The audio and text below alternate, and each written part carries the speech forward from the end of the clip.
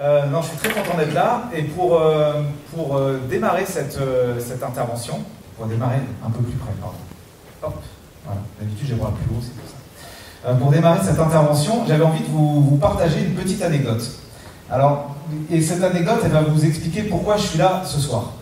Alors, cette anecdote, elle se passe en 1994. Alors là, vous dites, on va mettre du temps avant d'arriver en 2022, mais non, vous allez voir, ça va assez vite. Ça se passe en 1994, et il se trouve, j'ai perdu monsieur qui était là tout à l'heure de l'IUT, il se trouve que j'étais sur les bancs de l'IUT en 1994. Je sais pas où... Ah, voilà, pardon. L'IUT d'Angers, pour le coup, qui est le meilleur IUT de France. Mais bon, celui-là est très lancé. Mais à l'époque, il y était. Et donc, j'étais j'avais un cours qui s'appelait à l'époque Économie d'entreprise. Et ce cours était donné par un prof qui m'a fasciné. Alors, il m'a fasciné pas pour ses capacités oratoires, pas pour son charisme, pas pour son élocution, pas pour sa posture. En fait, il ressemblait pas du tout à ça. Il était très introverti, il avait des petites lunettes, une petite mèche, un costard toujours bien, un costard anglais avec des petits boutons dorés. Et il parlait tout. Comme ça, sans micro, et on l'avait pendant 1 heure. Et donc, c'est pas du tout pour ça qui m'impressionnait. C'était plutôt parce que... alors, déjà, je me demandais s'il était passionné par ce qu'il disait ou s'il s'en foutait complètement. Alors ça, déjà, j'ai un petit peu de mal à le comprendre, mais bon, peu importe. Mais vraiment, la chose qui m'a marqué, c'est que c'est la première fois qu'on me parlait de ce qu'était l'entreprise. Et pour moi, l'entreprise, c'était quelque chose qui était flou, qui était vaporeux, qui était complexe, qui était abstrait, qui était impalpable, avec plein de trucs qui se percutent tout le temps, du marketing, des ventes, des ressources humaines, du management, des outils, des process, de la logistique. Et moi, je me disais, mais comment est-ce que c'est possible de maîtriser un truc comme ça? Je voyais les dirigeants comme des personnes presque surhumaines. Je me disais, comment c'est possible? Et ce prof, il a eu, son boulot était celui-là de toute façon, mais c'est la première fois que je me suis dit, tiens, l'entreprise, en fait, c'est quelque chose que l'on peut maîtriser. On peut le maîtriser parce qu'il y a quelques codes, il y a quelques règles, je commence à comprendre la structure, mais il y avait quand même quelque chose qui me manquait, c'était que, ok, il y a quand même des choses, il y a des règles, il y a des organigrammes, il y a des stratégies, on peut modéliser tout ça. Mais jusqu'où on peut aller dans cette modélisation? Jusqu'où on peut aller dans la maîtrise de son entreprise? Et ça, je suis resté jusqu'à la fin de mes études avec des doutes énormes dessus. Je me suis dit, mais est-ce que c'est vraiment possible? Et il se trouve que 10 ans après, j'ai travaillé, après mes études, j'ai travaillé pendant 9 ans et j'ai monté ma première société de conseil en stratégie et en organisation comme par hasard. Et il se trouve que à ce moment-là, j'ai recommencé à modéliser l'entreprise. J'avais vraiment cette obsession de me dire jusqu'où on peut aller dans la maîtrise d'une entreprise. Est-ce qu'il pourrait y avoir une forme d'intelligence, une méthode, un truc universel qui ferait qu'on pourrait maîtriser tout ça? Alors en fait, j'ai commencé à modéliser. Et j'ai commencé par la fonction commerciale, puisque c'était ma fonction. Et j'ai modélisé tout un tas de choses, et je suis arrivé jusqu'à 750 critères qui permettaient de modéliser une fonction commerciale. 750 critères de performance, d'une certaine manière, et à côté de ça, j'avais 150 indicateurs de performance. Et là, je me suis dit, en fait, ça ne marche pas. Parce que moi-même, dans mes propres prestations de conseil, je ne pouvais même pas utiliser mon propre outil. Je ne pouvais pas l'utiliser parce que 750 critères, c'est bien sûr bien trop. Et même si on se dit que dans un projet, dans une entreprise particulière, on ne va pas utiliser les 750, mais on va en utiliser peut-être que la moitié, allez, 300, 350, même un peu moins, allez, même 200, 150, c'est impossible. Quel être humain pourrait avoir en tête, en continu comme ça, ou de manière récurrente, 50, 100, 150 critères qui lui permettent de générer la performance de son entreprise? Et ça, je suis que sur la fonction commerciale, parce que si je mets derrière le marketing, la communication, les RH, l'IT, la logistique, la finance, etc., les services internes, bref, les achats, mais c'est des milliers et des milliers de critères de performance. Et donc, j'arrive à ce moment-là, dans ma vie professionnelle et de consultant, à ce point de blocage, voilà, il est même là d'ailleurs, à ce point de blocage, à me dire, ce n'est pas possible, l'entreprise n'est pas maîtrisable. Pourtant, il y en a qui maîtrisent leur entreprise, il y a des entreprises qui marchent super bien. Alors, qu'est-ce qui fait qu'ils y arrivent? Et bien, en fait, j'en suis arrivé à cette conclusion hyper simple, enfin hyper simple, il m'a fallu quelques temps quand même, mais à me dire que l'entreprise, aujourd'hui, pour qu'elle fonctionne, elle doit être organique, émotionnelle et numérique. Et c'était d'ailleurs, voilà, le titre, vous l'avez ici, organique, émotionnel et numérique. Pourquoi? Ça, c'est ce que je vais vous expliquer ce soir. Et j'ai rajouté, dernièrement, pendant ces 2 années de Covid, où j'ai beaucoup aussi repris mes travaux, j'ai beaucoup réfléchi, et je me suis à nouveau posé la question à me dire, mais quelles sont les entreprises qui fonctionnent aujourd'hui? Et j'ai rajouté ce mot « simple ». Et c'est tout le fond de mon propos de ce soir, c'est de voir comment cette entreprise alignée sur le XXIe siècle est une entreprise qui est organique, qui est émotionnelle, qui est numérique, mais avant tout qui est simple. Et je vais commencer par cet aspect de simplicité. Je reviens sur mon anecdote de tout à l'heure, où je disais que l'entreprise paraissait complexe. C'est vrai, mais à l'époque, elle était super simple. Fin des années 90, allez, milieu des années 90, une entreprise, c'est simple. Il n'y a pas encore eu de grande transformation digitale, on n'a pas eu encore de grande transformation de société, on n'a pas eu la crise des subprimes, on n'a pas eu de Covid, on n'a pas eu de... Allez, il y avait toujours eu des guerres, malheureusement, mais on était dans une période à peu près cool chez nous. Elle était relativement simple, cette entreprise. On suivait des codes qui étaient issus, la plupart du temps, pour certains codes d'organisation, de stratégie managériaux, de décennies. Il y avait quelque chose qui changeait, on a eu l'informatisation. Mais l'informatisation n'a pas changé fondamentalement les modes de management d'une entreprise. Ça a accéléré, il y a eu la mondialisation, il y a eu des choses qui ont émergé. Mais même le web n'était pas encore quelque chose qui avait révolutionné le monde. Il était tout juste émergent, c'était juste une simple base de connaissances. On faisait des sites web, mais il n'y avait pas encore les réseaux sociaux qui sont arrivés dans les années 2000. L'entreprise, elle était simple. Et là, en 20-25 ans, l'entreprise est devenue encore plus complexe. Tout ce que je viens de vous dire là, c'est des choses qui ont complexifié l'entreprise. Alors déjà, si moi à l'époque, je considérais, alors j'étais jeune aussi, mais on pouvait considérer que l'entreprise était complexe, que dans les milieux des années 2000, lorsque j'ai modélisé ce truc-là, c'était déjà complexe, encore plus complexe, aujourd'hui ça l'est encore plus. Et donc on arrive aujourd'hui dans une forme de complexité qui devient presque impossible à gérer. Et j'ai même pas parlé des aspects légaux, juridiques, de qualité, de RGPD, etc. Je pourrais multiplier les aspects de complexité de l'entreprise que l'on n'avait pas à l'époque. Et je pourrais même y ajouter des aspects sociétaux qui ont vu, qu'on a vu évoluer. On parle par exemple comment intégrer les jeunes, les générations Y à l'époque, Z aujourd'hui, on pourra en parler si ça vous intéresse. On ne parlait pas d'intelligence artificielle, on ne parlait pas de remplacement des métiers par l'IA. Et tout ça, ça a émergé depuis 10, 15 ans particulièrement. Alors là, je me dis, mais on parle de simplicité.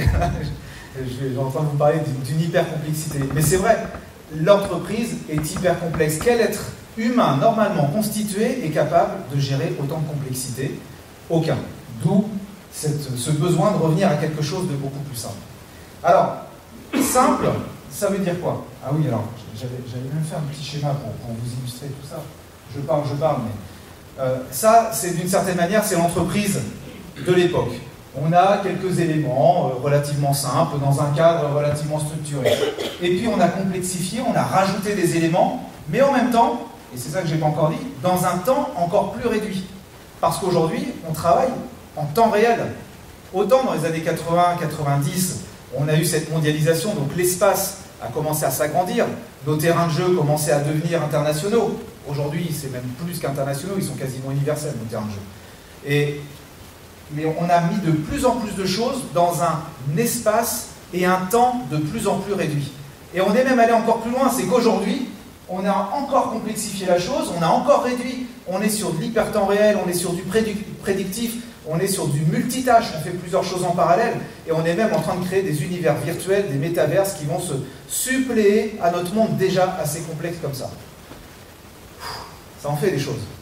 Alors oui, il faut revenir à quelque chose de plus simple, parce que je ne sais pas vous, mais si on continue comme ça, je ne sais pas ce qu'on va devenir, nous, êtres humains, à devoir gérer une complexité aussi forte que ça. Comment on va pouvoir faire nos stratégies? Comment on va pouvoir prévoir? Alors, ok, on travaille en temps réel aujourd'hui. On est même en prévision, puisqu'on travaille de plus en plus sur des modèles prédictifs, et en IA, l'un des cœurs de la recherche de l'IA, c'est les modèles prédictifs dans tous les domaines d'ailleurs, que ce soit santé, énergie, vente, etc. On travaille aujourd'hui même sur être en avance, donc on est plus tôt que le temps réel. Déjà. Comment on peut, nous, notre cerveau humain, réussir à gérer tout ça? Parce qu'en parallèle, nous, notre cerveau, il n'a pas tant évolué que ça. Notre cerveau, nous, on a à peu près le même depuis 2 ou 3 000 ans. Hein. Vous lisez des philosophes de l'Antiquité grecque, vous comprenez tout ce qu'ils disent, ce sont nos mêmes modes de pensée, à peu près les mêmes façons de communiquer, les mêmes façons d'aimer, les mêmes manières de se mettre en colère, de faire la guerre, de faire l'amour, tout ça, on n'a pas changé. Nous, humains, on n'a pas vraiment changé. Pourtant, on change un tout petit peu, parce qu'on voit bien qu'on est en train d'évoluer, mais ça reste très très très limité. Alors, évidemment qu'il va falloir simplifier. Alors simple, ça ne veut pas dire simpliste. Cette complexité, on est obligé d'y faire face. Et ce que je vais vous dire à travers tous ces propos-là, c'est que cette simplicité, elle devrait vous permettre, si vous l'utilisez à partir de ce soir, si ce soir vous dites maintenant je vais arrêter de faire tout complexe et je vais simplifier, et je vais vous donner quelques guides, si ce soir vous vous dites je vais simplifier, ça veut dire que dès ce soir, vous allez commencer à être peut-être beaucoup plus visionnaire sur certaines choses, à être beaucoup plus zen, à pouvoir prendre beaucoup plus de recul, et peut-être même à avoir une entreprise qui est beaucoup plus, j'espère en tout cas, qui est beaucoup plus performante, parce qu'elle sera beaucoup plus simple à gérer. Et on sait bien que quand c'est simple, bah forcément, c'est plus facile, on va plus vite, et on arrive plus droit au but. Cette complexité, on l'a quoi qu'il arrive, et il faut mettre de la simplicité en face. Alors, le problème, c'est que faire simple, c'est compliqué.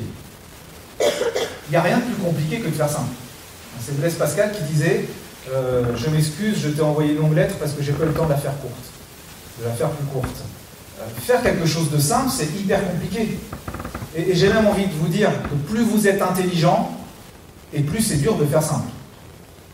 Parce que quand on est intelligent, on complexifie. On se pose 1000 questions, on prend aussi peut-être de l'avance que d'autres n'ont pas pris, on croise les concepts, on croise les modèles.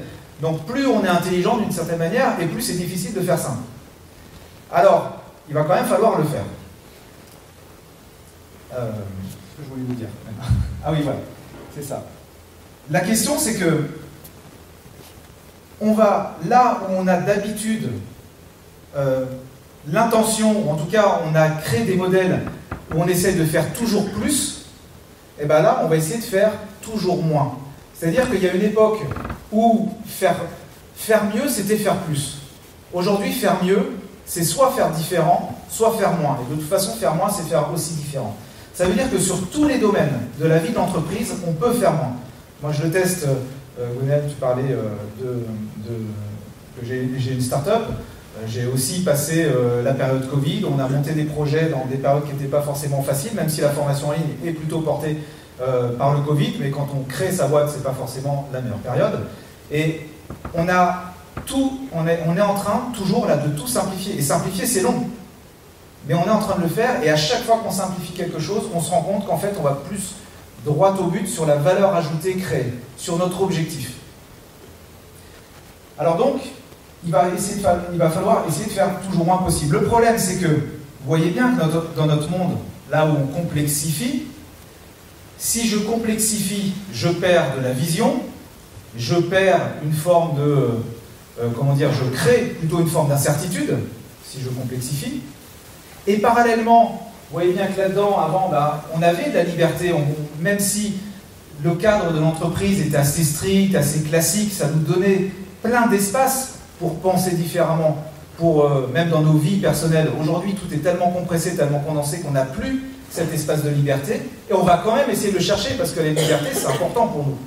Et on va essayer de plus en plus de donner de la liberté, et on se dit nous-mêmes, dirigeants, qu'il faut donner de la liberté aux collaborateurs, qu'il faut être dans des modes de management plus participatifs, qu'il faut être dans la créativité, dans l'entrepreneuriat ou l'intrapreneuriat. Bref, il faut donner de la liberté, et le problème, c'est que la liberté de l'un est toujours une zone d'incertitude pour celui qui est en face.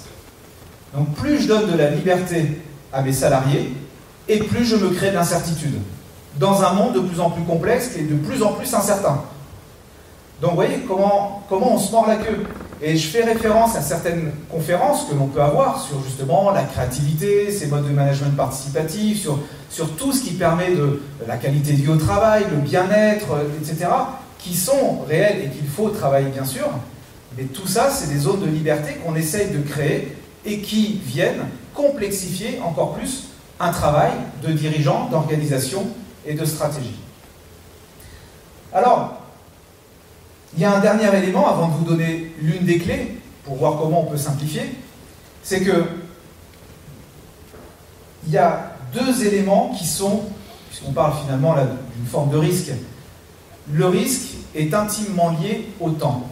Et tout à l'heure, je parlais de temps réel, et vous allez voir, je vais revenir sur cette notion de temps, elle est essentielle. Le temps est directement lié au risque. Les deux sont intimement liés. Pas par une formule mathématique complexe, ils sont directement liés. Plus vous prenez de temps, et plus vous prenez de risques. Moins vous prenez de temps, et moins vous prenez de risques. Et là, vous dites, mais c'est l'inverse d'habitude. Plus j'ai de temps pour faire un travail, et moins j'ai de risques pour le faire. Moins j'ai de temps, et plus j'ai de risques. Eh bien non, c'est l'inverse. Plus vous prenez de temps, plus vous avez de risques, et le premier risque quand on a du temps, c'est de le perdre, son temps. Et quand on sait que le temps c'est de l'argent, quand je perds mon temps, je perds de l'argent. Et vous l'avez tous vécu, j'en suis sûr, il y a une théorie que personne n'a écrite, qui est universelle, que vous avez tous vécu, c'est que quel que soit le temps que vous avez pour faire quelque chose, vous êtes toujours à la bourre et vous le finissez au dernier moment. Vous l'avez vécu. Il y a cette théorie, je ne sais pas qui existe dans notre inconscient, dans notre je ne sais pas où, qui fait que quel que soit le temps que j'ai, j'arriverai à créer à peu près la valeur ajoutée que je dois créer, à quelques bémols près, quelques delta près, et toujours pile sur la ligne d'arrivée. Statistiquement, c'est impossible. C'est impossible que des millions, des centaines de millions, de milliards de gens ou de projets se finissent toujours pile quand il faut, quel que soit le temps qu'on avait. Et bien, ça veut dire qu'on a un rapport au temps qui est bien particulier et que l'on maîtrise presque inconsciemment. Et donc, plus vous laissez de temps, je disais tout à l'heure, plus vous augmentez le risque, plus vous augmentez des moments d'inutilité, finalement, de votre esprit, de votre disponibilité. Et c'est des moments dans lesquels votre valeur ajoutée créée sera plus faible que si votre temps est plus serré. Ça veut dire que, pour la même valeur ajoutée, je peux choisir de le mettre sur un temps long ou sur un temps court. Il y a Einstein qui disait qu'il y a le temps des scientifiques et le temps des philosophes. Moi, je dirais différemment, vous donnez 1 heure à 2 personnes, ben, dans certains cas, vous regardez un film qui est à mourir, 1 heure passe, enfin, ça vous paraît une éternité. Alors que quand vous êtes avec la personne que vous aimez, 1 heure, c'est pas assez. Pourtant, ça reste 1 heure. C'est exactement pareil dans le travail. Chacun va utiliser ce temps pour créer de la valeur ajoutée à son rythme, et plus vous laissez de liberté à cette personne, plus elle utilisera cette liberté pour pouvoir s'organiser comme elle le souhaite, ce qui sera pour vous une forme d'incertitude. Et donc, en simplifiant, en raccourcissant le temps, je simplifie, je réduis mon projet en petits bouts de projet, je découpe mon projet en petits bouts de projet pour arriver à des micro-projets sur lesquels je n'ai pas de temps mort. Mais c'est pas pour ça que je mets la pression, hein. C'est pas une question de mettre la pression tout le temps, c'est simplement que je donne de la visibilité sur des choses qui sont beaucoup plus court terme, qui sont beaucoup plus maîtrisables et qui me permettent, moi, de créer une valeur ajoutée de manière beaucoup plus,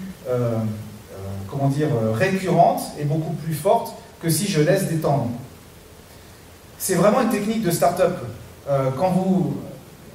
Je ne vais pas donner de nom, mais parfois je fais cette conférence devant des grands groupes et on compare les modes de fonctionnement d'un grand groupe avec le mode de fonctionnement du start-up. Moi-même, je vends à des grands groupes. Et on voit la manière dont on est capable de créer de la valeur ajoutée.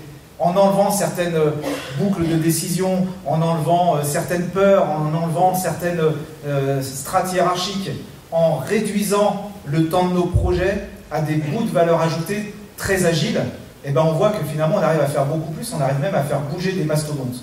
Donc c'est que ça marche. Et je vais vous illustrer ça de la manière suivante, et si vous avez encore un doute, vous allez voir. On va faire une petite étude de cas, si certains veulent un petit problème de mathématiques. Imaginons que vous faites votre stratégie sur 12 mois, avec 10 personnes. En moyenne, chaque collaborateur vous coûte 40 000 € par an. Imaginez. Quel est le coût du projet? C'est à vous. C'est un piège. Non, pour l'instant, il n'y a pas de piège. 400 000. J'ai 10 personnes, 40 000, ça me fait 400 000. Le seul petit piège, c'est qu'il y a 12 mois et 1 an, alors ça perturbe un petit peu, mais bon. 400 000. Si maintenant, je décide de faire en sorte que mon projet ne soit pas le réalisé final du truc idéal auquel je dois aboutir, mais que je vais chercher une valeur ajoutée très court terme qui me permet déjà d'avoir quelque chose qui fonctionne, et ça marche quel que soit le projet. Hein. Moi, je suis dans le développement, mais ça marche pour créer un produit, ça marche pour, je ne sais pas, mettre en place des partenariats, ça marche pour tout. Des projets internes, ça marche pour tout. Si je décide d'identifier la valeur ajoutée directe, la plus simple, mais la plus facile à créer et qui apporte le plus d'apport pour mes utilisateurs, pour moi, pour mon équipe, pour mes clients, etc. Imaginons que je dise que ça fait 3 mois. En 3 mois, je peux déjà arriver à quelque chose qui est utile, sur lequel je peux voir un premier résultat. Et imaginons que j'ai le même nombre de personnes, mais qui bossent que pendant 3 mois. Coût de mon projet, même s'il n'est pas fini, je suis d'accord, mais coût de mon projet qui répond à 60, 70, 80, 90% de mon besoin initial, 100 000, je viens d'économiser 300 000. Alors vous allez me dire, le projet n'est pas fini, mais je ne vais pas utiliser les 300 000. Il est fort probable que j'utiliserai peut-être que 100 000. Mais c'est même pas ça en fait qui est le plus intéressant. C'est pas ce gain direct, même s'il existe. C'est que je viens de gagner 3 occasions de me planter supplémentaires. Si la première ne marche pas, je peux corriger pour que 3 mois plus tard, ça fonctionne. Et si ça ne marche pas, j'ai encore 2 chances. Alors forcément, si j'arrive à la dernière, bon là je commence à me planter beaucoup, mais bien sûr que vous allez utiliser ce que vous avez appris pour que dès la 2e fois, ça fonctionne. En fait, vous êtes dans un processus d'amélioration continue sur des mini-projets à court terme. Et ça, c'est une vraie source de performance de l'entreprise.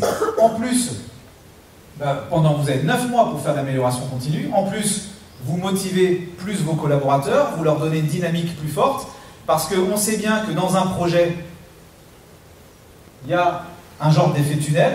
Ça, je modélise ici, de manière un peu caricaturale, bien sûr, une motivation ou un engagement ou une implication des équipes dans un projet. On sait bien qu'au début, on est à fond, et puis tout doucement, le rythme il descend un petit peu, il y a toujours un moment où on est un peu perdu, on se dit qu'on va être à la bourre, qu'on ça ne va jamais marcher, qu'on ne sait plus où on en est, et puis il y a quand même le coup de feu qui arrive au bout, et il faut booster, et là tout le monde se remotive, et on y arrive, et à la fin on est content. Et bien avec un autre fonctionnement tel que je viens de vous l'expliquer, on arrive sur ce genre de courbe-là, avec toujours des variations de valeur ajoutée créée plus rapidement, de dynamique, parfois on va perdre un petit peu, mais comme on est sur des temps courts, on réajuste tout en temps réel. Et là, on a tout gagné. Parce qu'à la fin des 12 mois, si vous mettez en place votre stratégie, vous avez déjà les premiers retours de votre stratégie, vous avez peut-être même déjà gagné de l'argent sur votre stratégie, parce qu'elle est déjà en place, il y a déjà quelque chose qui tourne. Et là, on est vraiment dans quelque chose qui est aligné sur notre époque. Parce que comme je vous l'ai dit tout à l'heure, quoi qu'il arrive, il y a plein de choses qu'on peut maîtriser, mais la réduction du temps, vous ne pouvez pas la maîtriser. Vous ne pouvez plus arrêter Internet maintenant. Ça y est, il est parti. Ça y est, le temps réel, ça existe. Le travail planétaire, universel, partout, n'importe où, il existe. Ça, vous ne pouvez pas le réduire. Par contre, soit vous le subissez, soit vous jouez avec. Et là, c'est beaucoup plus intéressant de jouer avec. Vous savez, c'est comme pour ceux qui ont déjà fait des sports d'eau, comme le rafting, par exemple, ou du kayak dans les torrents. Quand vous tombez, à chaque fois votre moniteur, il vous dit quoi? Il vous dit si tu tombes, alors on a le gilet de sauvetage bien sûr, tu restes sur le dos, les pieds en avant. Pourquoi il vous dit ça? Parce que instinctivement, si vous tombez dans une rivière, déjà vous avez le choc du fait de tomber. Si l'eau elle est un peu froide, vous avez un double choc. Instinctivement, ce que vous faites, vous mettez sur le ventre, face au courant, et vous essayez de nager contre le courant. C'est ce qu'on fait instinctivement.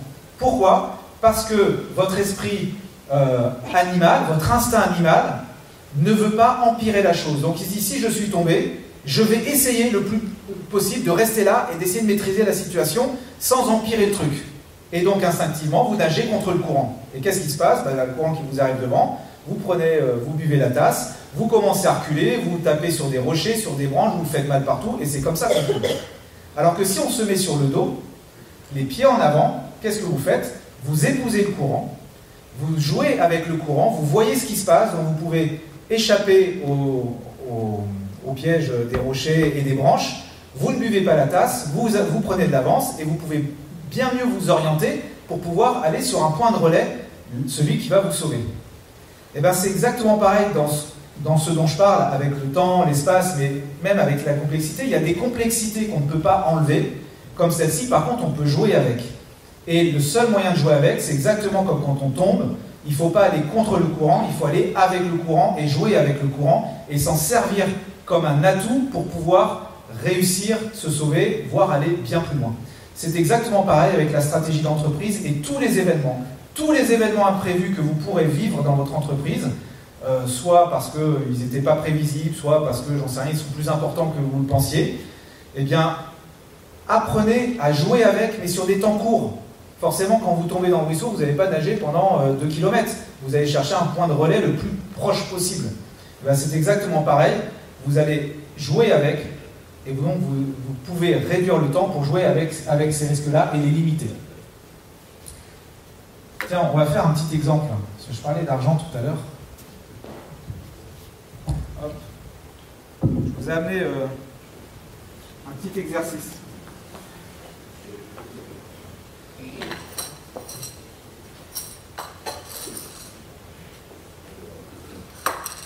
Je vous ai amené 3 bocaux.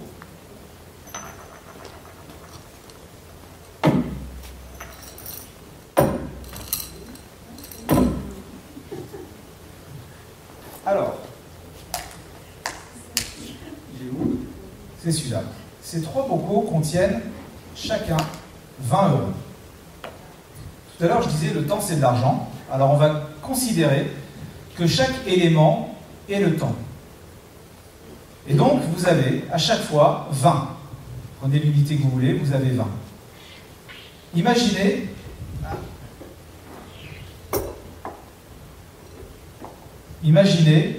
que ça, c'est votre première stratégie.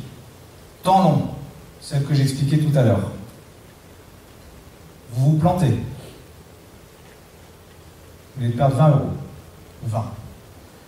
Ça, c'est des pièces de 1 €. J'en ai 20. Je me plante une fois.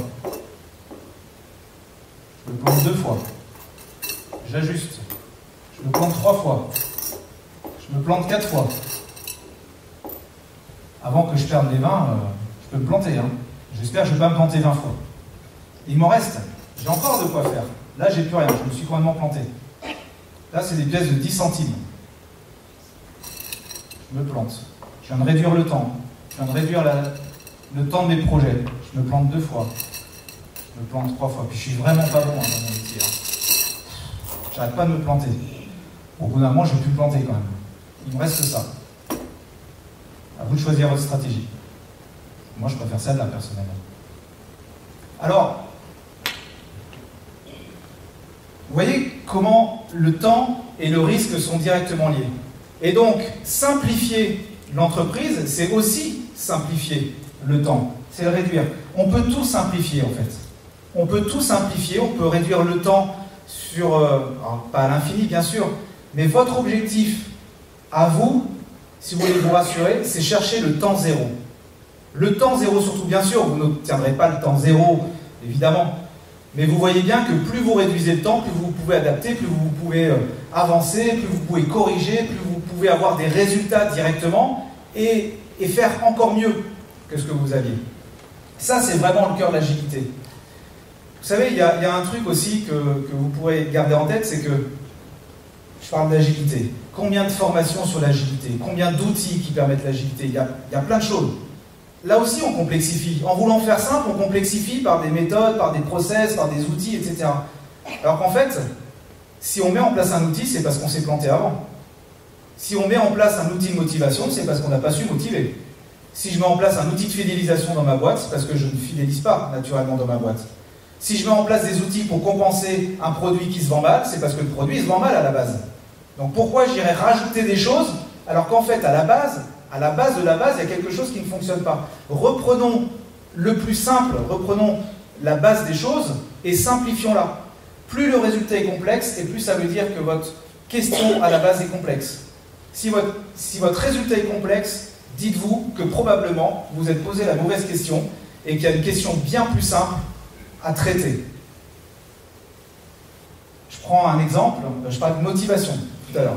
Il n'y a rien de plus compliqué que de motiver quelqu'un. Enfin, ceux qui sont managers, vous savez que la motivation, ça peut être compliqué. En fait, la motivation, ça tient sur 5 clés. Il n'y a pas besoin d'avoir fait des études de malade pour savoir motiver quelqu'un. La motivation, parfois, elle arrive même naturellement. La première clé, c'est pas une conférence sur la motivation, mais faisons cet aparté 2 minutes. La première clé pour motiver quelqu'un, c'est, vous le savez, c'est de lui donner un objectif. Il faut que l'objectif, il soit smart, etc. Ok. Deuxième chose, il faut que cet objectif, il ait du sens pour la personne. Et du sens, je devrais dire des sens, parce que le mot sens a plusieurs sens. Le sens, la direction, le sens de ce que je ressens, est-ce que ce projet il parle, il me fait peur, il m'excite, il m'intéresse, il me porte, et le sens, la signification aussi. Est-ce que ça a du sens pour moi ce projet-là? Vous voyez, donc c'est le deuxième élément de la motivation, il faut que ça ait du sens. Troisième élément de motivation, il faut que la personne s'en sente capable. Si elle ne se sent pas capable, elle n'est pas motivée. Donc c'est un rapport à elle-même. Quatrième élément de motivation, il faut que ce soit juste. Si la personne donne beaucoup plus que ce qu'elle reçoit, elle va se démotiver. Et si la personne reçoit plus que ce qu'elle donne, ça la motive, mais si elle se rend compte qu'elle reçoit beaucoup moins que les autres, elle va se démotiver. Donc il y a une notion de justice. Et cinquième élément, c'est que il faut éviter la démotivation, être à l'affût des signes de démotivation. Si je fais tout ça, j'ai pas besoin d'avoir des éléments hyper complexes de motivation. Je n'ai même pas parlé d'argent. On est entre commerciaux, mais vous pourrez relire le livre de Dan Ariely qui dit que l'argent, c'est la manière la plus chère de motiver quelqu'un. C'est ce qui se fait quand on a tout loupé et que de toute façon, on loupera quand même. On donne de la motivation. Ou alors qu'on n'a pas eu la bonne idée pour motiver la personne. Donc, vous voyez, même motiver quelqu'un, alors après, bien sûr, il faut une forme d'intelligence, il faut de l'habitude, il faut savoir lire les signaux faibles, il faut savoir poser les bonnes questions, mais c'est finalement assez basique, le concept même de motivation. Quand on n'est plus motivé, c'est qu'il y a un des 5 éléments qui n'est pas bon, en tout cas des 4 premiers, qui n'est pas bon et qui disparaît. Voilà sur la simplicité, et c'est pour moi vraiment un des éléments clés de cette entreprise du XXIe siècle. Et ce que je vous disais tout à l'heure, c'est faire s'aligner sur tous les événements. Presque accueillir les événements comme quelque chose que de toute façon, on se prend dans la figure. Alignons-nous avec. La deuxième chose importante dont je voulais vous parler, c'est que cette entreprise, elle doit être organique. Alors, pourquoi j'en suis arrivé à ça? Est-ce que vous connaissez la différence entre... Enfin, il y en a plein des différences entre un œuf et un arbre. Faisons un petit jeu. D'ailleurs, je suis allé loin dans la mise en scène quand même, parce que je ne vous ai pas emmené un arbre. J'ai quand même emmené des œufs. Hop. Alors, allez, faisons le jeu des points communs ou des différences. Quelle est la différence entre un œuf et un arbre? La taille. Comment? La taille. La taille, c'est vrai. C'est pas celui-là qui m'intéresse, mais... Comment? Pas mal. On n'est pas loin. On n'est pas loin. Est-ce que vous pouvez dire plus fort? Fragilité. Fragilité. Effectivement, on n'est pas loin. Allez. Longévité. La longévité aussi, c'est vrai. Je ne vais pas vous faire chercher trop longtemps parce que le mot, on l'a quasiment.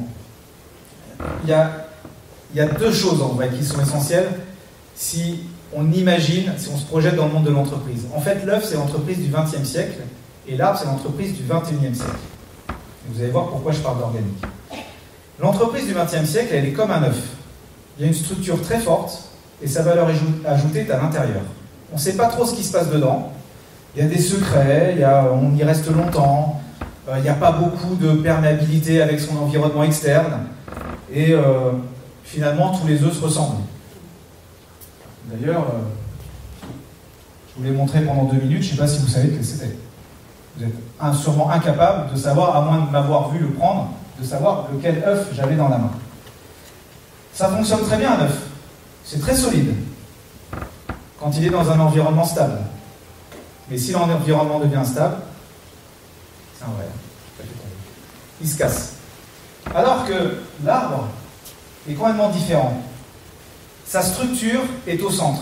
Sa valeur ajoutée est à l'extérieur, en contact direct avec son environnement. Un arbre, si vous plantez la même graine au milieu d'une prairie, au milieu d'une forêt, ça ne fait pas le même arbre. Alors que les œufs, c'est tous les mêmes. C'est pas le même arbre, et l'arbre ressemble à ce qui le constitue, au terroir qui l'alimente et à son environnement. Et c'est vraiment ça l'entreprise du XXIe siècle. Alors, ça demande une forme d'agilité, ça aussi. Mais si vous faites tomber l'arbre, au pire, vous perdez quelques feuilles. C'est comme les pièces, j'en ai perdu quelques-unes, c'est pas grave, j'ai tout le reste. Mais par contre, la structure, il va falloir la changer. Là où l'entreprise du XXe siècle, la structure tient dans les outils, les process, les systèmes de gouvernance, etc. Ce qui tient une entreprise au XXIe siècle, c'est son tronc. C'est l'ambition, les valeurs et la culture. C'est ça qui tient une entreprise. Si on a tous la même vision, si on a tous les mêmes valeurs, et si on a tous la même culture, on fera forcément quelque chose de bien.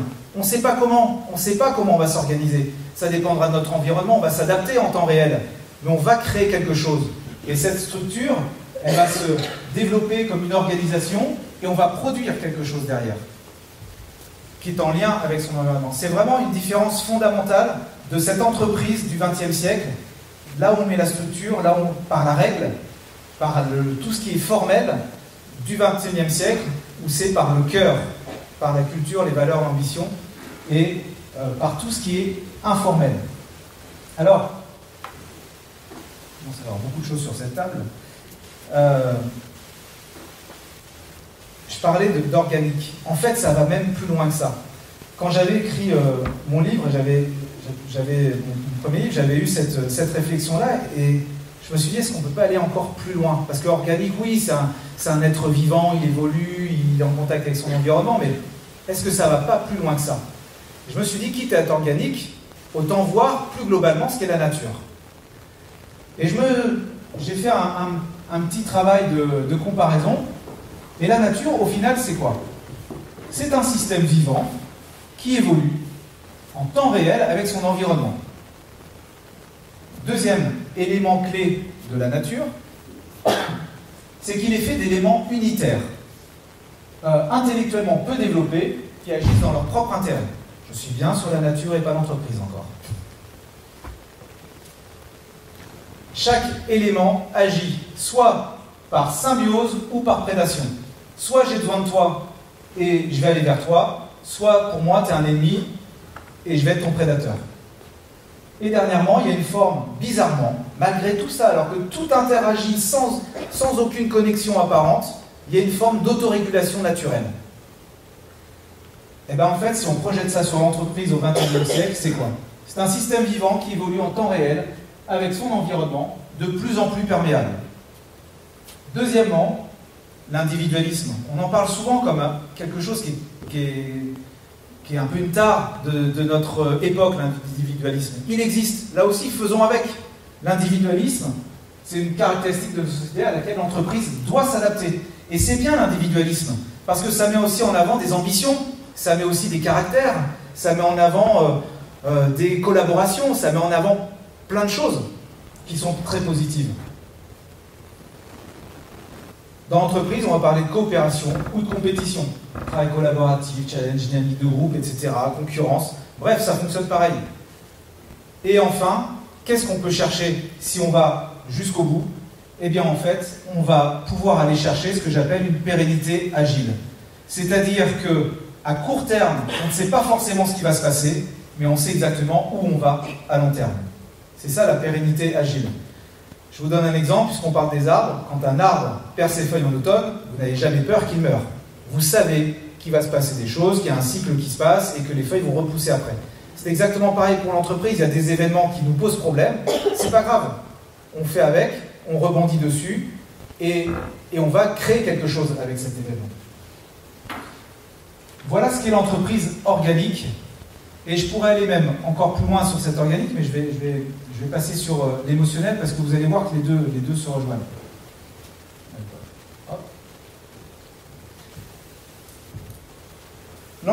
Une entreprise émotionnelle, c'est quoi? Alors déjà, qu'est-ce que ça n'est pas? Une entreprise émotionnelle, ce n'est pas une entreprise avec des baby-foot, des piscines à balles et des apéros sympas. Tout ça, c'est très bien. Je ne dis pas qu'il ne faut pas le faire. C'est très bien, baby-foot, une table de ping-pong, ce que vous voulez, des paniers de basket, des jeux, des barbecues, des apéros. C'est très très bien. Continuez à le faire. Mais ce n'est pas ce qu'on appelle une entreprise émotionnelle. Ce n'est pas ça qui fait qu'on motive les personnes. Une entreprise émotionnelle, c'est une entreprise qui va non pas se créer, embaucher des gens et tout faire pour qu'ils soient heureux. C'est une entreprise qui va faire en sorte de chercher ce qui rend les gens heureux et qui va utiliser ce potentiel en adéquation avec son propre objectif pour pouvoir avancer. C'est ça une entreprise émotionnelle. Une entreprise émotionnelle, c'est une entreprise qui part du collaborateur, puisqu'on vient de voir aussi que l'entreprise est plus individualiste, qu'on est en une recherche de liberté, que notre société, etc., les réseaux sociaux, tout ça, on voit bien qu'on a cette part d'humanité qui revient de plus en plus dans l'entreprise, en tout cas une recherche de cette humanité. Utilisons-la, même si parfois elle peut être complexe. Et ça fonctionne. Par exemple, je parle de ma boîte parce que pour moi c'est un observatoire, c'est un endroit où je teste plein de choses. Ma boîte évolue aussi en fonction des souhaits des personnes. C'est-à-dire que s'il y a une personne qui me dit, et c'est arrivé, c'est une vraie histoire, qui me dit « je ne veux plus travailler à Angers, mais j'ai envie de travailler à Paris », je dis « ok, trouvons le potentiel que tu peux avoir à Paris pour l'entreprise. Je te donne ce que tu veux, puisque ça te motive. Autant que tu restes chez moi pour faire ce qui te motive. Par contre, moi, il faut que je trouve quelque chose qui m'intéresse là-bas. Alors c'est vrai que des bureaux, ça coûte cher, tu vas être toute seule, tu vas peut-être t'ennuyer, tu vas peut-être perdre en dynamique, etc. Mais peu importe, vas-y, monte ton projet. Et j'utilise cette dynamique pour créer une dynamique et une valeur ajoutée encore plus forte. Ou quelqu'un qui me dit, moi j'ai envie d'orienter mon travail, ça m'intéresse plus. Mais par contre, j'ai envie de faire ça maintenant. Alors ok, ça crée un trou dans l'entreprise, en termes de valeur ajoutée. Je vais voir comment je vais le combler. Mais pourquoi je le garderai à faire quelque chose qui ne l'intéresse pas, ou plus? Alors je peux un petit peu, bien sûr, je peux tirer un petit peu sur son professionnalisme, sur notre relation, sur la sympathie, etc., pour qu'il continue un petit peu, mais je ne pourrais pas continuer à vitam aeternam. Donc autant utiliser ce potentiel, cette envie. Il y a quand même quelqu'un qui me dit dans ma boîte, j'ai envie de faire ça. Pourquoi je lui dirais non? C'est débile. Même si c'était imprévu, même si ça me demande à réfléchir, et on va le faire. Parfois il y a des choses qui sont plus faciles et d'autres moins faciles, je vous l'accorde. Mais dans la plupart des cas, ça fonctionne. Utilisez le potentiel des personnes pour orienter votre entreprise. Et j'ai envie de dire, si votre entreprise a une vision, la manière dont on met en place cette vision, elle peut changer. Moi, j'ai ma vision, c'est pas parce qu'à un moment donné, toi, dans la vie de la boîte, au mois de mars 2022, tu n'as plus envie de faire ça et tu voudrais faire autre chose qui en plus apporte vachement de valeur, que ma boîte, elle va couler. Pourquoi je te freinerai? Et comme j'ai ma vision et que je sais où aller, je te présente ma vision et je te dis, ok, tu fais ça, mais il faut que ça aille là à la fin. En fait, je sais où je vais, mais le chemin par lequel je vais, j'ai bien sûr un ressenti, j'ai bien sûr une tactique, j'ai bien sûr une stratégie. Mais par exemple, moi je refais ma stratégie tous les 6 mois. Potentiellement, là ça arrive un petit peu moins, mais pendant une époque, on changeait de métier dans l'entreprise à peu près tous les 6 mois. Pas de métier complètement, de mission. C'est-à-dire qu'il y a une personne qui peut être très orientée sur la production à un moment donné et qui va être beaucoup plus sur le commerce pendant 6 mois parce que là on a un rush là-dessus. et une personne qui va être plutôt sur, je ne sais pas, du développement et qui va travailler plus sur l'expérience client pendant quelques temps. Parce que c'est important pour l'entreprise. Et ça, je vais le changer très régulièrement. Encore une fois, je travaille sur des temps courts. Et ça fonctionne. Là, voilà, encore un exemple sur une organisation et un mode de management. Donc c'est ça l'entreprise émotionnelle. Il faut savoir que vous pourrez lire la théorie de l'acteur stratège, c'est Michel Crozier qui l'explique très bien, si vous connaissez. L'acteur stratège, c'est une théorie qui nous explique, c'est probablement la théorie la plus importante pour moi du management du XXIe siècle. Je me base quasiment, tout est basé dans ma manière d'agir, de décider, est basée là-dessus. La théorie de l'acteur stratège, c'est quoi? C'est une théorie qui définit une organisation non pas comme une structure, mais par un ensemble d'individus qui ont leurs propres objectifs. Et toute la science du dirigeant d'entreprise, au XXIe siècle, c'est un peu comme un architecte qui va utiliser ses envies, ses projets personnels, ses stratégies personnelles pour pouvoir créer quelque chose de commun. Et c'est essentiel. Si on ne comprend pas ça, on ne peut pas, entre guillemets, bien manager au XXIe siècle. Parce que ça veut dire que vous aurez un management qui est beaucoup plus ou trop directif, voire autocratique, voire ancré avec une structure formelle très forte dans le temps. Alors que non, il faut être justement dans cette agilité, dans cette informalité constante. La théorie de l'acteur stratège, vous pourrez lire, c'est hyper intéressant. Derrière, ça demande par contre à s'intéresser beaucoup plus aux enjeux personnels de chacun. C'est-à-dire que votre stratégie, vous la faites en fonction des enjeux personnels de chacun. Ça veut dire que, par exemple, exemple très concret, un entretien annuel, on fait les entretiens annuels de son équipe, il faut pouvoir aborder ces sujets-là, de où est-ce qu'on va ensemble, qu'est-ce qui te motive aujourd'hui dans ma boîte. C'est même pas dans notre relation, c'est pas dans tes compétences, ça c'est presque secondaire tes compétences. Je veux savoir pourquoi tu es encore là. Qu'est-ce que tu as envie de faire et qu'est-ce que moi je peux t'apporter pour que tu aies envie de donner le plus de toi dans cette boîte. Et là, on trouve des trucs géniaux. On apprend des choses sur des personnes parfois qu'on ne pensait pas et on adapte leur travail et leur mission par rapport à ça. Théorie de l'acteur stratège, je vous invite vraiment à regarder ça, et ça va en parallèle avec les théories des structures formelles et informelles. Pour ceux qui veulent un petit peu de théorie, vous pouvez lire tout ça. Aujourd'hui, la structure informelle est beaucoup plus forte que la formelle.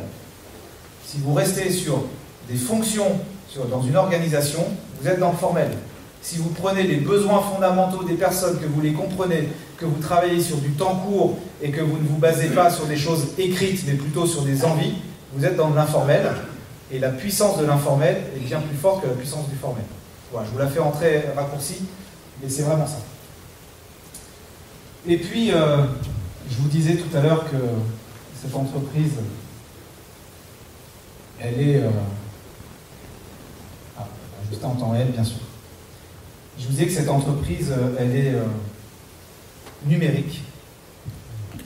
Alors, c'est quoi une entreprise numérique ou une entreprise digitale? Alors, comment dire? L'entreprise a toujours connu des outils. Depuis la nuit des temps, on utilise des outils. Et puis un jour, il y a voilà, l'univers, enfin pas l'univers, en tout cas l'humanité qui a inventé des super machines qui nous amenaient à produire encore plus vite. On a d'une certaine manière remplacé nos bras par des machines qui font la même chose, mais plus vite, plus vite, plus vite. Ça a changé notre société, ça a changé la manière dont on vit, ça a changé la manière dont notre économie a évolué. Ça a changé beaucoup de choses dans notre manière même de vivre.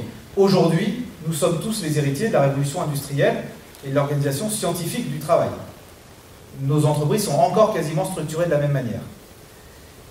Et puis après, il y a eu à peu près 80 années qui se sont passées, et on a développé l'informatique. Et là, l'informatique, elle aussi, a transformé le monde du travail, mais finalement, elle n'a pas tant transformé que ça, elle a continué à accélérer, à produire plus vite. Et là, ce n'est pas nos bras qu'on transforme, qu'on remplace par des machines, c'est une partie de notre esprit, pour penser plus vite, pour avoir des analyses plus rapides, pour avoir accès à la connaissance plus rapidement. C'est à ça qu'a servi l'informatique. Pour être plus performant intellectuellement, alors qu'avant, je cherchais à être plus performant manuellement. Et puis, le web est arrivé, bien sûr, et est arrivée cette phase de digitalisation. Et moi, j'aime bien cette vision de la digitalisation qui se détache clairement de la notion d'informatique, c'est que, vous savez, dans le digital, on parle beaucoup de réalité augmentée. Et bien en fait, on peut parler d'entreprise augmentée. La vraie digitalisation d'une entreprise, c'est celle qui va donner à l'entreprise des pouvoirs qu'elle n'avait pas avant. C'est ça que fait le digital. Regardez, on prend un exemple tout bête. Un GPS. Un GPS, il n'y a rien de plus simple. Moi, je suis venu avec mon GPS, je suis mon GPS. Bon, des fois, j'ai un peu mon libre arbitre, j'adapte un peu, mais globalement, c'est quoi un GPS? C'est un pouvoir que je n'ai pas à la base, de prédire un trajet que je ne connais pas, de prédire le trafic et de savoir à quelques minutes près à quelle heure je vais arriver. C'est un pouvoir surhumain. Nativement, je ne sais pas faire ça. Personnellement, je ne sais pas faire ça. Être dans une visioconférence dans 3 endroits différents, être déjà dans 3 endroits différents, je ne sais pas le faire. Humainement, je ne sais pas le faire. C'est un pouvoir que je n'ai pas. Je peux le voir dans la science-fiction, mais moi, je ne l'ai pas. Grâce à la technologie, on peut le faire aujourd'hui. On peut être dans plusieurs endroits. On peut travailler en temps réel. Je vous parlais tout à l'heure de prédire l'avenir. Grâce au modèle prédictif, c'est des choses que je ne sais pas faire. À moins d'avoir, mais le temps que je calcule tout ça, le temps il est déjà passé. Et donc, on est dans une période de notre humanité où on augmente l'humain, on augmente la réalité, et bien on peut aussi augmenter l'entreprise. Et ça, c'est hyper intéressant parce que ça nous amène à nous projeter dans une entreprise qui a des super pouvoirs qu'elle n'a pas aujourd'hui. Et là, quand on pense l'entreprise comme ça, à se dire quel super pouvoir j'aimerais avoir que je n'ai pas aujourd'hui. Imaginons, quel super pouvoir. Tiens, quel est le Graal du chef d'entreprise? Le truc, mais vraiment, le truc magique qu'on n'a pas aujourd'hui et qui simplifierait toute la... Enfin, qui transformerait tellement ma boîte que tout serait magique. Ce serait quoi ce super pouvoir? Quel super pouvoir vous aimeriez avoir? Dormir. Trouver des salariés facilement. Ouais. Des équipes performantes et motivées. Eh ben, il y a un super pouvoir, encore plus super que ça. C'est de prédire l'avenir. Si vous prédisez l'avenir, vous prédisez vos ventes. Donc vous savez quel client va vous acheter quoi, à quel moment, combien. Est-ce que j'ai besoin de commerciaux, tiens, d'ailleurs, vous DCF? Très probablement, mais plus les mêmes. Est-ce que je ne managerais pas mes équipes différemment? Tiens, est-ce que ça ne changerait pas la notion de stress, de tension au boulot? Est-ce que je n'aurais pas un management qui est clairement différent? Est-ce que je ne réglerais pas des histoires de burn-out? Moi, le premier en tant que dirigeant, d'ailleurs. On parle souvent du burn-out des salariés, mais pas beaucoup de ceux des dirigeants. Ça changerait tout. Si j'arrivais à prédire la vie de ma boîte, quelques mois, ne serait-ce que quelques mois à l'avance. Eh bien, aujourd'hui, on travaille nos modèles économiques pour pouvoir avoir des modèles récurrents. Même des industries, aujourd'hui, qui vendaient des produits, parfois gros, lourds, chers, aujourd'hui travaillent sur des services qui viennent ajouter à leurs produits des abonnements. On est sur des offres de services par abonnement de grosses machines, que ce soit des voitures, des machines d'entretien, bref, on transforme tout en service et par abonnement. C'est une manière de donner de la visibilité à un business. Si je rajoute en plus des outils d'acquisition qui me permettent, par des études comportementales de mes clients, de savoir ce qui se passe sur Internet, dans leur entreprise, dans la manière dont ils consomment les produits, exactement comme quand vous faites une recherche d'avion, vous cherchez, je ne sais pas, Rennes-Londres en avion, cette information-là, elle est transmise à plein de compagnies aériennes qui vous balancent des pubs en espérant que vous alliez acheter. C'est une forme de modèle prédictif, parce que vous, tout seul, vous ne servez à rien, mais sur tous les gens qui cherchent à partir à Londres, plus tous les business complémentaires qu'il peut y avoir d'hôtels, de taxis, de restaurants, etc., c'est un modèle prédictif qui est en train de se mettre en place. Imaginons que vous puissiez le faire pour votre boîte. Que vous pouviez déjà capter quasiment votre capacité d'acquisition de nouveaux clients, d'avoir des statistiques tellement précises que vous pouvez prédire l'avenir. Ça, ce serait génial. Et aujourd'hui, on y travaille. Et c'est un des fers de lance, j'allais dire, de la recherche digitale dans le commerce, c'est d'avoir des modèles beaucoup plus prédictifs, d'avoir des datas comportementales, de pouvoir modéliser des comportements d'acheteurs pour pouvoir anticiper. Alors vous allez me dire, après, il y a une question d'éthique, etc. On peut en reparler, c'est un autre débat. Mais n'empêche que ça va changer fondamentalement la forme de l'entreprise. Évidemment que ça va changer la forme de l'entreprise. Et si je rajoute en plus à ça, on l'a bien vécu, le Covid, le télétravail, etc., je parlais du temps, mais l'espace a complètement explosé. Là, en 2 ans, dans mon livre, je l'écrivais déjà il y a 5 ans que la notion de temps et d'espace allait complètement exploser en entreprise. Je ne pensais pas qu'il allait y avoir un Covid. Aujourd'hui, il n'y a plus d'espace. Une entreprise n'est plus entre 4 murs. Donc, si je reviens sur ce que je disais tout à l'heure, j'aurais presque pu faire le schéma, je ne l'ai pas fait, mais...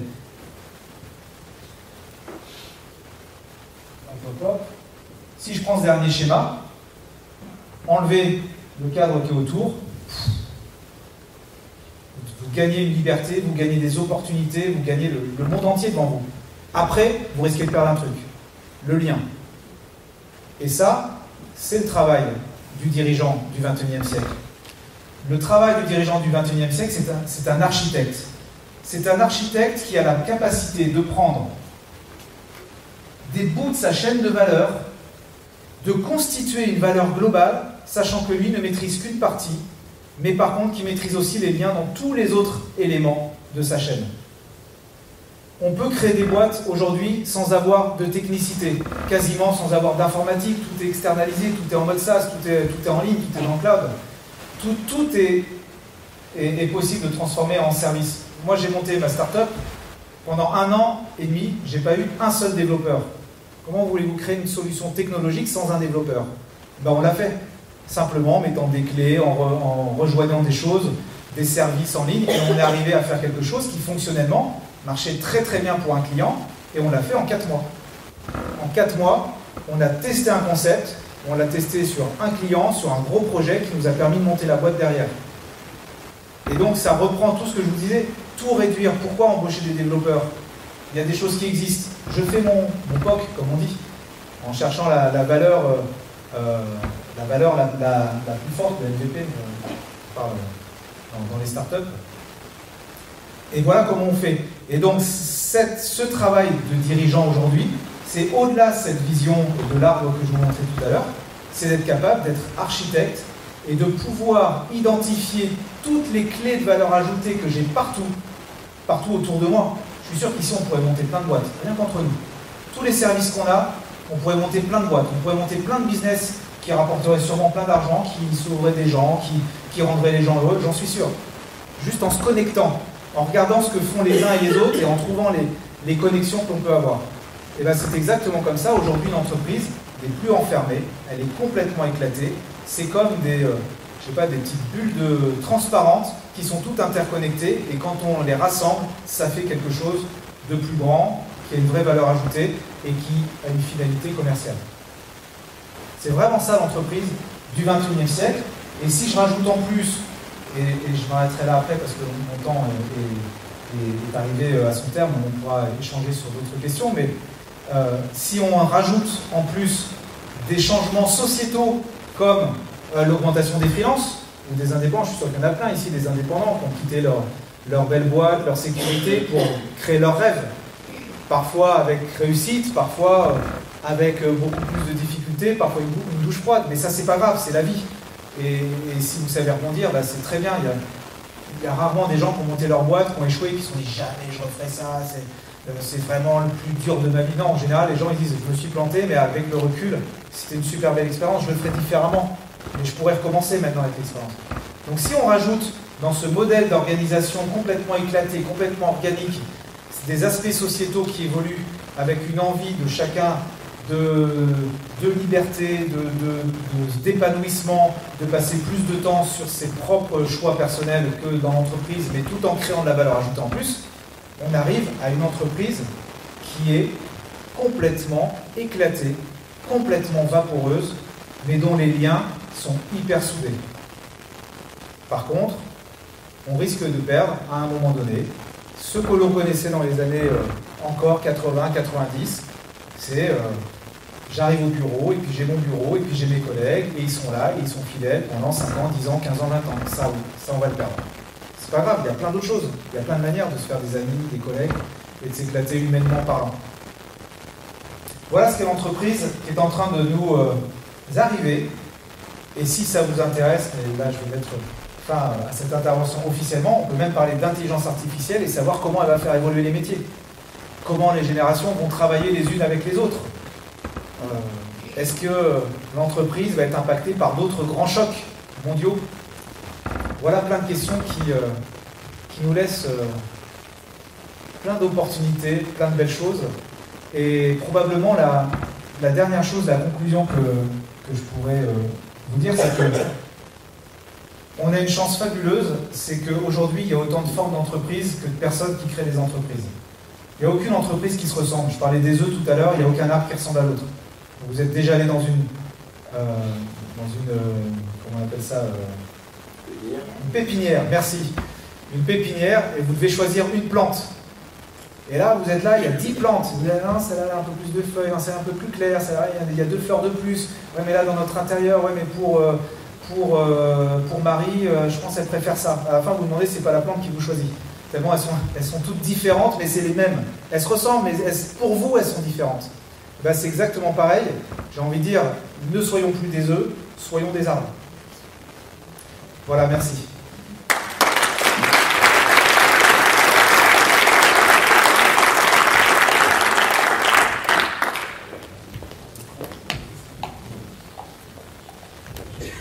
Merci Vincent et bravo pour tous ces éclairages. On va passer la parole à ceux qui veulent poser des questions et réponses. Moi j'en ai une première question pour lancer le débat. Tu as évoqué à un moment ces fameuses générations Y, Z et autres. Lettres, on est amené. C'est moi qui croise aussi pas mal de chefs d'entreprise dans mon métier, c'est vraiment une des préoccupations importantes des chefs d'entreprise de dire aujourd'hui, quand on recrute des jeunes, on va probablement les former, les accompagner, et puis finalement, ils vont nous quitter probablement assez vite. Et c'est un investissement en termes de temps, et je pense que ces dirigeants ont le sentiment d'un investissement non payant, parce que pas dans la durée. Hein. Tu as évoqué ça dans la conférence en disant il faut sortir de cette logique-là, mais comment concrètement aujourd'hui les entreprises peuvent faire et fidéliser pour une partie leurs jeunes recrues? Alors, très intéressant comme question, et c'est marrant parce que, si je peux me permettre d'être un peu taquin, tu es en train d'essayer de forcer le courant. Ce que j'ai expliqué tout à l'heure, tu dis non mais moi je veux vraiment fidéliser, je veux vraiment qu'il reste. Pourquoi tu as envie qu'il reste? Alors j'ai envie qu'il reste parce que c'est investir du temps, c'est garder quelqu'un après dans la durée. Hein. Je m'intéresse beaucoup au sport et à l'entreprise, et je sais que dans le sport et l'entreprise, justement, tu formes des jeunes qui en général ne restent pas et s'en vont. Donc on évoque ces sujets-là, et je pense qu'à un moment, on a envie d'être dans la durée dans les entreprises, et peut-être on est dans un monde plus éphémère. C'est un peu ce que tu sembles nous dire ce soir. Alors, il y a plusieurs choses qui sont importantes. Et j'étais un petit peu taquin, mais effectivement, la question est bien plus subtile que ça. Il y a plusieurs manières de le voir. Déjà, la vraie question, c'est est-ce que ce sont vraiment les jeunes? Parce que, finalement, j'ai fait beaucoup de conférences sur l'intergénérationnel, et j'en fais encore, et on en arrive à une conclusion, c'est que, en fait, la vraie question n'est pas une question de génération, c'est une question de culture, et de culture générationnelle, je pourrais dire, et de moment de vie. Je m'explique. Les jeunes, si je peux parler en votre nom, il y en a quelques-uns ici, ils ne sont que ce que l'on leur a laissé être. Il y a une époque où un enfant n'avait pas le droit de parler à table, où un enfant, vous voyez ses parents.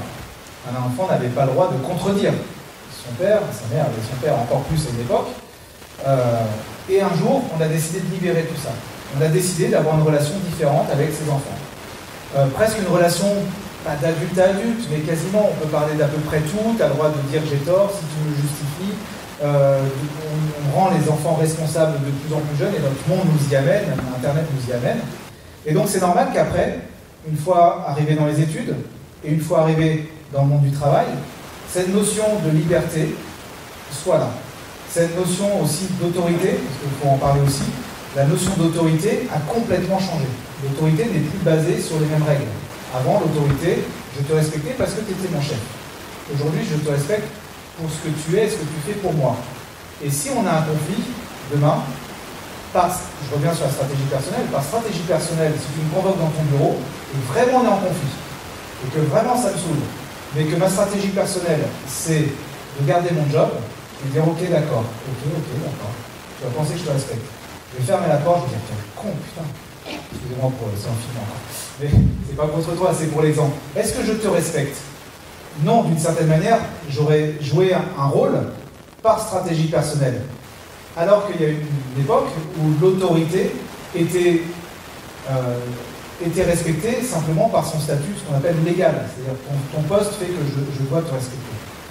Alors, comment on en vient à la fidélité? C'est qu'en fait, il y a quelque chose qui se passe dans notre monde, qui s'est passé.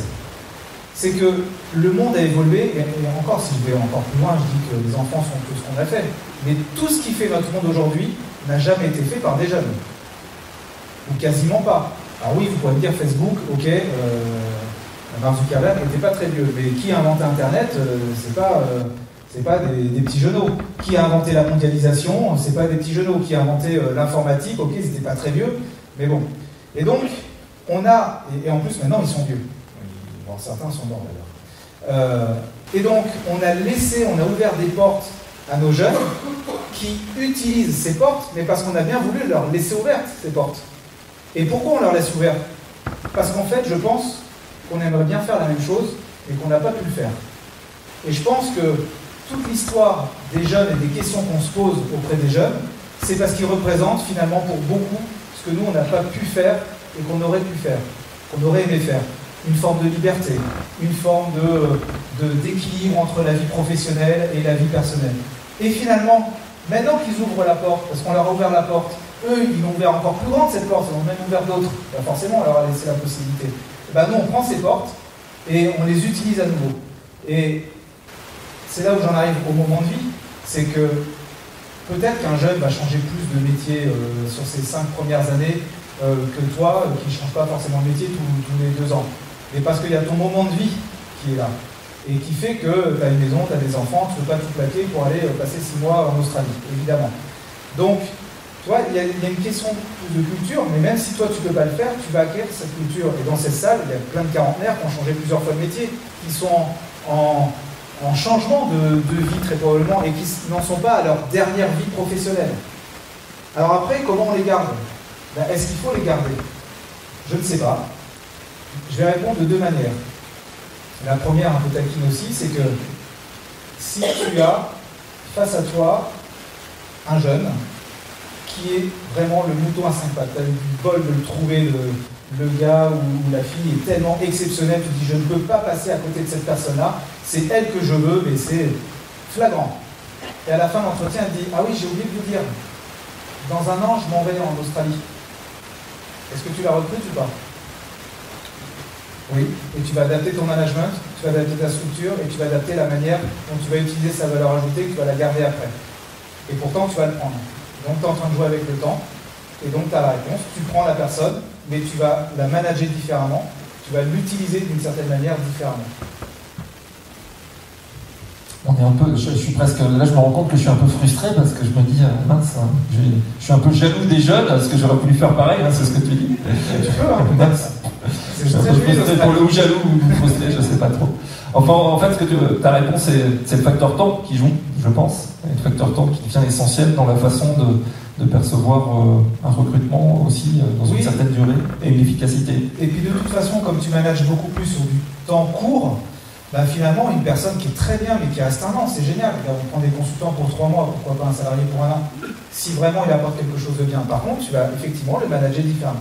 Alors, il y a une deuxième partie de la réponse que je voulais faire et que je n'ai pas dit, c'est que fidéliser, si tu n'arrives pas à le fidéliser, il y a deux options, pas 3.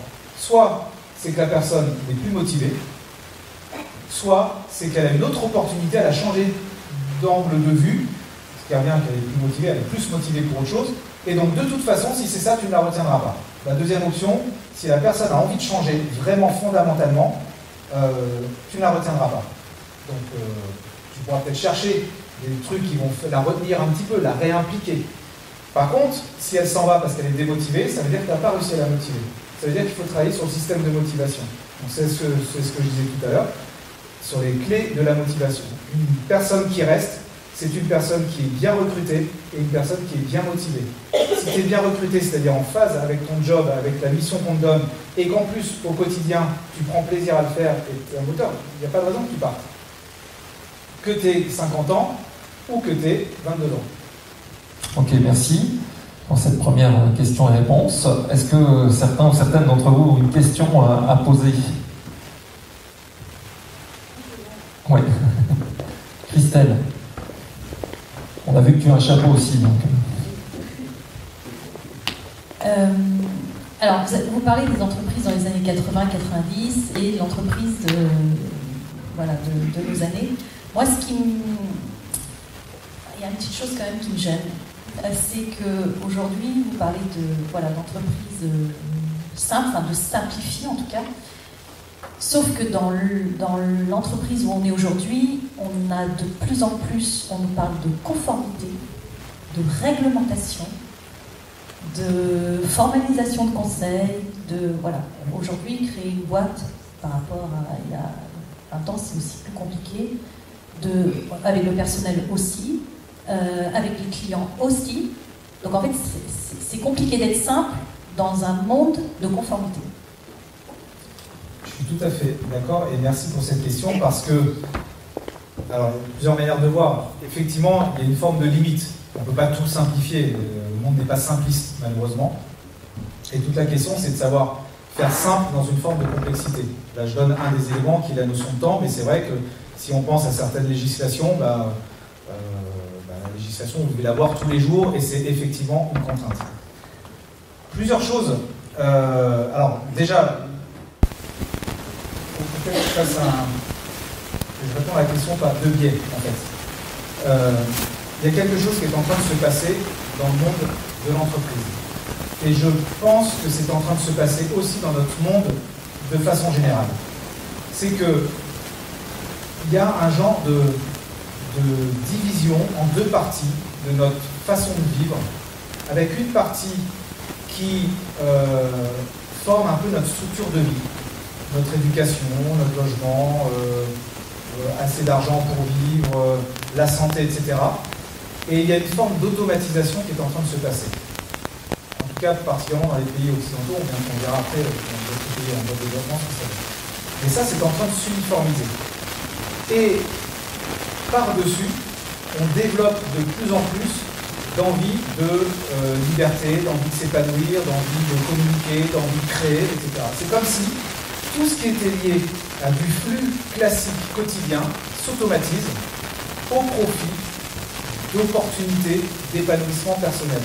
Ce qui me permet d'ailleurs de faire une petite aparté à tous ceux qui disent que la technologie c'est déshumanisant, etc. C'est vrai dans certains cas, mais cette technologie, je la vois clairement arriver comme un flux d'optimisation du minimum vital de ce dont on a besoin pour vivre. Et après, l'humain se développe bien plus qu'on n'a jamais été. Enfin, jamais été ici, peut-être. J'allais dire jamais, mais ça faisait longtemps qu'on n'avait pas été, d'une certaine manière, aussi humain que ce qu'on est aujourd'hui. On a envie de s'épanouir, il y a plein de médecines traditionnelles qui reviennent au bout du jour, la méditation, on est de plus en plus à en faire, le sport, les arts, il n'y a jamais eu autant de spectacles, de concerts, tout ce qui est humain et ce qui nous rapproche, même les réseaux sociaux d'une certaine manière nous rapprochent, ça fait longtemps qu'on n'a pas été d'une certaine manière, on n'a pas eu autant l'occasion d'exprimer notre humanité. Et parallèlement à ça, il y a une forme et c'est peut-être grâce à ça qu'on peut s'épanouir, dans ce monde complexe, il y a une forme d'automatisation. Et l'entreprise est en train de suivre, je pense, à peu près les mêmes règles. C'est-à-dire que vous allez avoir de plus en plus de flux automatisés. Il y a plein de choses qu'on ne maîtrise plus dans la boîte. Aujourd'hui, vos réseaux, vous avez du mal à les maîtriser, il y a des formes d'automatisation, de sauvegarde, etc. Il y a plein de choses qui viennent du service. On prend des abonnements, il faut que ça tourne, on ne veut pas savoir ce qui se passe derrière.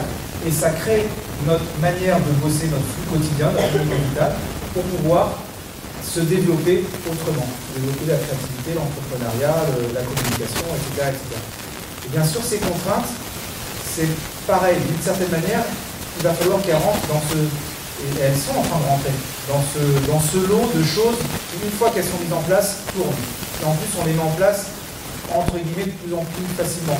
Au début, à chaque fois que les nouvelles règles, c'est compliqué, et après, ça s'automatise, voire ça devient le BABA. Donc, oui, vous avez raison. Mais d'une certaine manière, quand je parle de simplification, il y a une couche qui va être très complexe qu'on ne maîtrise plus, qui sont les flux de l'entreprise, les flux vitaux de l'entreprise. Et dessus, on peut simplifier par contre pour passer plus de temps avec l'humain. Et d'une certaine manière, tout à l'heure je parlais de temps court, il y a des temps courts qui doivent être sur la mise en place des outils, des projets, etc. Et après ça se sent court. Et par contre, on prend les temps longs pour l'humain, sur notre épanouissement, sur la discussion, la communication, etc. Donc oui, il y a des normes légales, il y a des normes juridiques, il y a tout un tas de choses qui complexifient l'entreprise, et oui, ça complexifie. Par contre, d'une certaine manière, c'est un socle sur lequel on peut, après, s'épanouir.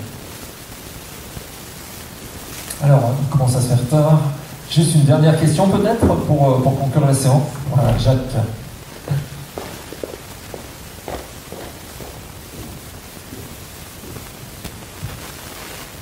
Tu parlais tout à l'heure de la fidélisation et que tu remarques que les personnes changent beaucoup plus facilement, rapidement l'entreprise. Et en fait, pour moi, le plus compliqué, le plus long, le plus cher, c'est d'arriver à construire une équipe. Et la fidélisation, en fait, c'est une question très subtile qui est liée à la motivation et qui est très difficile à formaliser en fait. Alors j'avais une réflexion, tu dis le temps coûte cher. Mais en fait il me semble qu'il y a quand même certains projets qui demandent à être mûris et que si on part trop vite dans la précipitation, on risque de partir dans une mauvaise direction et là ça peut aussi coûter très cher. Donc il y a quand même, il me semble, un juste milieu entre la réflexion pour mûrir le projet et le désir de l'équipe. Alors, effectivement, comme je disais tout à l'heure, simplifier ne veut pas dire devenir simpliste. Et c'est peut-être dans la réflexion qu'il faut découper cette réflexion. Alors, je suis d'accord avec toi, de la même manière, faire vite ne veut pas dire de faire dans la précipitation. Si tu as un projet qui demande, parce que c'est le projet qui est comme ça, tu veux construire un avion, bah forcément tu ne fais pas en 3 mois, tu ne fais pas un POC comme ça en 3 mois et tu essaies de le faire voler, évidemment tu ne volera pas. Mais donc, si ton projet est sur un temps long et que forcément tu ne prends pas le temps de le préparer, ton projet va planter, quoi qu'il arrive. Ce que je veux dire, c'est qu'il y a quasiment tous les projets, à quelques exceptions près, peuvent être réduits dans la valeur recherchée, la valeur essentielle recherchée. On va la réduire à l'essentiel, et ce truc-là, on va essayer de le faire le plus rapidement possible. Alors, ça n'empêche pas qu'il y a toujours un temps de conception, un temps de réflexion, mais ça peut permettre aussi de tester, de se dire, tiens, j'ai une idée, je ne l'ai pas encore complètement finalisée, mais je veux la tester. Et parfois, il y a des choses aujourd'hui avec des outils, en développement, aujourd'hui il y a des trucs en no-code, alors ça n'est pas bien, mais tu peux créer des choses en quelques jours, parfois tu peux tester sur un panel de clients. Donc en fait, c'est pas forcément, ce que je veux dire, c'est pas prendre un projet et dire on devait le faire sur 12 mois, et on va le faire que sur 6, mais on va enlever 3 mois de réflexion avant, parce qu'effectivement, là, on va se planter. Mais c'est se dire, ce projet-là, comment je peux le découper pour aller chercher la valeur ajoutée produite la plus rapide possible, la plus importante, sur le temps le plus court possible.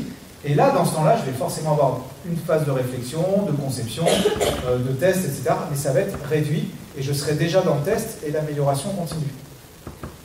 Ouais, donc c'est pas réduire, c'est pas faire des coupes, c'est organiser différemment pour créer de la valeur ajoutée sur des temps courts. Merci Vincent. Je propose de t'applaudir voilà, avant qu'on fasse la conclusion de cette version corps de ton intervention. Si certains d'entre vous sont intéressés, vous pouvez venir voir Vincent après. Il a ses livres, je crois, sous le bras aussi.